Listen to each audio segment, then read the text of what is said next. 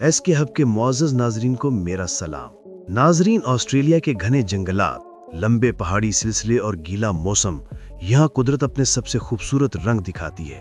مگر اسی جگہ پر 1990 کی دہائی کے آخر میں کچھ ایسا ہوا جس نے پوری دنیا کے ماہرین ماحولیات اور سائنسدانوں کی سوچ بدل کے رکھ دی۔ یہ کہانی ہے ایک بنجر خشک مردہ زمین کی جسے کوئی زندگی، کوئی درخت، کوئی چھوٹا سا سبزہ تک واپس نہیں لا سکتا تھا۔ ایک ایسی زمین جس پر مویشی برسوں تک چرتے رہے جب تک اس کی سانسیں ہی ختم نہ ہو گئیں۔ CCG نامی ایک قومی پارک جو اپنی حیاتیاتی اہمیت کی وجہ سے پوری دنیا میں نمایاں مقام رکھتا ہے، لیکن اس کے اندر کچھ حصے ایسے تھے جو خوبصورتی سے کوسوں دور ہو چکے تھے۔ زمین سخت، بھربری، پیاسی، جیسے وہ کبھی جنگل تھی ہی نہیں، جیسے ہوا، مٹی اور نمی کی یادیں بھی کہیں گم ہو چکی تھیں۔ اور پھر منظر نامے میں داخل ہوتی ہے ایک نارنج کے جوس کی کمپنی۔ یہاں کہانی عجیب ہوتی ہے کیونکہ عام طور پر فضلہ تباہی لاتا ہے، مگر یہاں فضلہ زندگی بننے والا تھا۔ اس کمپنی کے پاس ایک مسئلہ تھا، روزانہ ہزاروں ٹن نارنج کے چھلکے اور گودا بچ جاتا تھا جنہیں پھینکنا بھی آسان نہیں تھا۔ اور اسی لمحے دو ماحول دوست ماہرین ڈینیل جینسن اور ونی ہال ویکس ایک انوکھا خیال لاتے ہیں۔ اگر یہی چھلکے، یہی ظاہر شدہ مادہ اسی بنجر زمین پر پھیلا دیا جائے تو کیا ہوگا؟ سننے میں پاگل پن، مگر علم میں اکثر انہی سوالوں نے دنیا بدلی ہے۔ 1996 میں پہلی گاڑی، پھر دوسری، پھر تیسری، ایک سال کے اندر 12,000 میٹرک ٹن نارنج کے چھلکے اس زمین پر ڈال دیے گئے۔ ڈھیر اونچے، بدبودار، چپچپے، لوگ خوفزدہ ہو گئے۔ کسانوں نے کہا یہ زمین مر چکی تھی، اب اسے دفن کر دیا گیا ہے۔ قریب کے گھروں تک سڑا ہوا میٹھا، کھٹا، مہکدار تعفن پہنچنے لگا۔ مکھیوں کے جھنڈ، کیڑے، گلنا سڑنا اور عوام کی طرف سے الزامات کہ یہ سب ماحولیاتی تباہی ہے۔ یہ معاملہ عدالت تک جا پہنچا۔ مخالف کمپنی نے مقدمہ کر دیا۔ 1998 میں عدالت کا فیصلہ آیا کہ یہ منصوبہ بند کیا جائے فوراً، اور یوں یہ سارا تجربہ ادھورا چھوڑ دیا گیا۔ نہ کوئی تحقیق، نہ دیکھ بھال، نہ نتیجہ، بس ایک بھولی ہوئی جگہ جسے وقت کے حوالے کر دیا گیا۔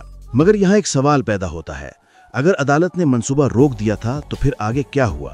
زمین پر ڈالے گئے یہ ہزاروں ٹن نارنج کے چھلکے گلتے سڑتے رہے، بارش برستی رہی، دھوپ پڑتی رہی، راتیں ٹھنڈی ہوتی رہیں، دن تپتے رہے۔ وقت خاموش مگر طاقتور، وقت اپنا کھیل کھیلتا رہا۔ شروع کے 2 سال بہت عجیب تھے۔ چھلکوں کا وہ پہاڑ آہستہ آہستہ نیچے بیٹھنے لگا۔ کیڑے مکوڑے، چیونٹیاں، پھپھوندی، بیکٹیریا سب چپ چاپ اپنے اپنے کام میں لگ گئے۔ جسے عام لوگ گندگی سمجھ رہے تھے، قدرت اسے خوراک بنا رہی تھی۔ زمین کے خردبینی جاندار، وہ جو ننگی آنکھ سے نظر نہیں آتے، انہوں نے نارنج کے چھلکوں کے اندر چھپی شکر، تیل اور غذائیت کو توڑنا شروع کیا۔ یہ امر تخمیر کہلاتا ہے، اور تخمیر نے مٹی میں زرخیز مادہ پیدا کیا، وہی زرخیز مادہ جو جنگل کو جنگل بناتا ہے۔ مگر تبدیلی اتنی آسان نہیں تھی۔ سالوں تک کچھ خاص نظر نہیں آیا۔ مقامی لوگ کہتے تھے، ہم نے کہا تھا نا، کچھ نہیں ہوگا، یہ سب پاگلوں والی سائنس ہے، زمین مر چکی ہے، اسے کیا زندہ کرے گا؟ مگر یہاں ایک ایسا مرحلہ شروع ہو چکا تھا جسے کوئی آنکھ نہیں دیکھ سکتی تھی، کیونکہ اصل تبدیلی ہمیشہ خاموشی میں ہوتی ہے۔ چھلکوں کے گلنے کے عمل میں نہ کوئی حواس تھی، نہ کوئی شور، مگر اس خاموشی کے اندر ایک جنگ جاری تھی، ایک خردبینی جنگ۔ زمین کے اندر موجود اربوں بیکٹیریا، پھپھوندی، لاروے اور نامعلوم حیاتیاتی ذرات حرکت میں آنے لگے۔ جو چیز انسانوں کو گندگی لگ رہی تھی وہ مٹی کے لیے سونا بن رہی تھی۔ چھلکوں کے اندر موجود نارنجی تیل، پیکٹن اور فرکٹوز آہستہ آہستہ ٹوٹ رہے تھے۔ ان کے ساتھ ہی زمین میں کاربن کے گردش کا عمل شروع ہوا۔ یہ وہ عمل ہے جو صرف اصل جنگلوں میں ہوتا ہے، مصنوعی طور پر اسے دوبارہ پیدا کرنا تقریباً ناممکن ہے۔ پھر ہوا وہ جو سائنسدانوں نے کبھی فرض نہیں کیا تھا۔ زمین کی اوپری تہہ جو برسوں سے سخت، سوکھی، پھٹی ہوئی اور بے جان تھی، اندر کی نمی اور زرخیز مادہ کی وجہ سے دوبارہ سانس لینے لگی۔ جیسے مٹی کے اندر وہ پرانی یادیں جاگ اٹھیں کہ یہاں کبھی زندگی ہوا کرتی تھی۔ سوئے ہوئے بیج جو شاید 50 سالوں سے زمین میں دفن تھے، ان کا آؤٹر شیل نرم ہونے لگا، اور قدرت نے جیسے انہیں پکارا ہو، جاگو، وقت واپس آ گیا ہے۔ یہ وہ لمحے تھے جو آنکھوں سے نظر نہیں آتے، مگر مستقبل بدل دیتے ہیں۔ یہاں انسان کچھ نہیں کر رہا تھا، نہ پانی دے رہا تھا، نہ بیج لگا رہا تھا، نہ درخت لگا رہا تھا۔ وہ سب بس خود ہو رہا تھا، اپنے وقت پر، اپنی رفتار سے، اپنی زبان میں۔ لیکن قدرت کا نظام انسان کی سوچ سے کہیں بڑا ہے۔ مٹی کے اندر چھپے ہوئے سوئے ہوئے بیج، وہ بیج جو کبھی اس سرزمین کے تھے، مگر حالات کی سختی نے انہیں گہری نیند میں دھکیل دیا تھا۔ پہلے سب سے نرم، سب سے چھوٹے پودے پیدا ہوئے۔ وہ چھوٹے تھے، کمزور تھے، مگر وہ زندہ تھے۔ یہ زندگی کی پہلی واپسی تھی۔ پھر کیڑے آنے لگے، کیونکہ جہاں پودے ہوتے ہیں وہاں کیڑے فطری طور پر آتے ہیں، और जहां कीड़े आते हैं वहां परिंदे भी देर से पहुंचते नहीं। ये फितरत का वही कदीम चक्कर था, जिंदगी जिंदगी को बुलाती है। लेकिन यहां एक और हैरत की बात हुई। नारंज के छिलकों में मौजूद कुदरती तेलों ने उस इलाके की इन्वेडर यानी वो नुकसानदेह घास अफ्रीकन ग्रास को रोक दिया।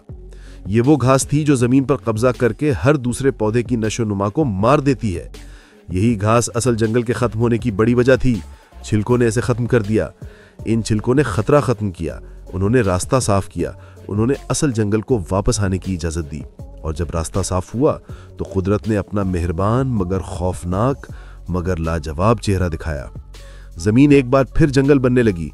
दरख्तों के बीज सुस्त रफ्तारी से नहीं, तेजी से उगने लगे, ऐसे जैसे कोई अधूरी कहानी पूरी होने के इंतजार में थी।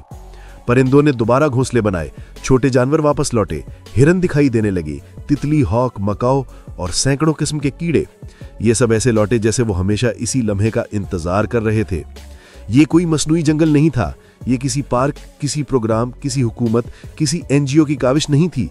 ये कुदरत की अपनी वापसी थी। और सबसे खूबसूरत बात, ये सब बगैर इंसान की मुदाखलत, बगैर मदद, बगैर निगरानी के हुआ। इंसान ने सिर्फ एक काम किया, रास्ता नहीं रोका, बाकी सब कुदरत ने खुद किया। और यही वो लम्हा था जिसने साइंसदानों को हैरत, खामोश, शशदर और बेबस करा दिया। क्या वाकई इतना सा फैसला इतनी बड़ी जिंदगी वापस ला सकता है?